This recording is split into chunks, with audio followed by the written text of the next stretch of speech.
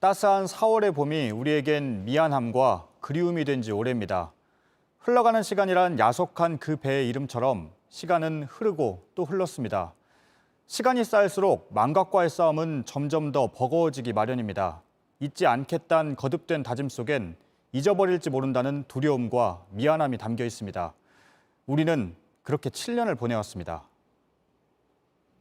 저는 제 나름대로 친구들이 돌아오지 못한 이유를 알기 위해 진실을 밝히기 위해 노력해왔다고 생각합니다.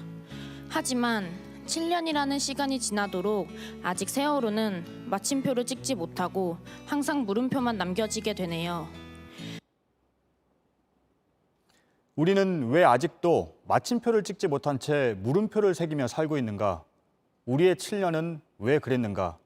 이 질문을 던지지 않을 수 없습니다. 먼저 윤정민 기자입니다. 아직 세월호는 진실규명이 하나도 되어 있질 않습니다. 가장 중요한 배의 침몰 원인은 밝혀지지 않았습니다.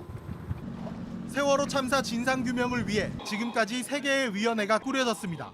참사 다음에 구성된 세월호 특별조사위원회가 1년 반 동안 사고 전반을 들여다봤고 2017년부터 다음 해까지 선체조사위원회가 침몰 원인을 조사했습니다. 이후 출범한 사회적 참사 특별위원회의 조사도 진행 중입니다. 하지만 명확한 결론에 이르지는 못했습니다. 수사권도 없던 특조위는 정부의 방해 속에 강제 해산됐습니다. 전문가로 구성된 선조위는 기계결함 등 내인설과 내인설의 허점을 지적한 열린안 두 결론을 동시에 내고 활동을 마쳤습니다.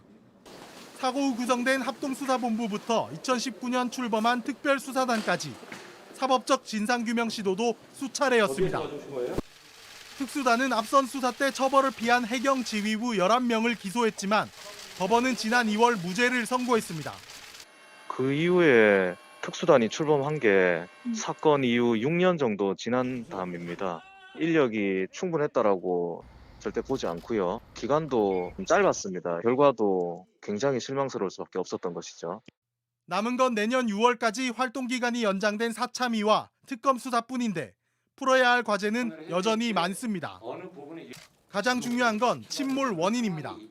검찰이 지목했던 항해사와 조타수의 미숙함과 법원이 가능성을 제기한 방향타를 움직이는 솔레노이드 밸브 등의 결함 등 제기된 의혹 가운데 가장 진실에 부합하는 게 무엇인지 결론을 내야 합니다. 이제 1년여의 활동 기간을 남긴 사참위는 참사 당일 구조가 적절했는지, 정부가 제대로 대응했는지 등에 대해 폭넓게 조사할 예정입니다. 문재인 대통령은 오늘 속도가 더뎌 안타깝다며 성역 없는 진상규명이 이루어지도록 끝까지 챙기겠다는 글을 SNS에 올렸습니다. 또 국회에 세월호 진상규명 특검 후보자를 추천해달라고 의뢰했습니다. JTBC 윤정민입니다.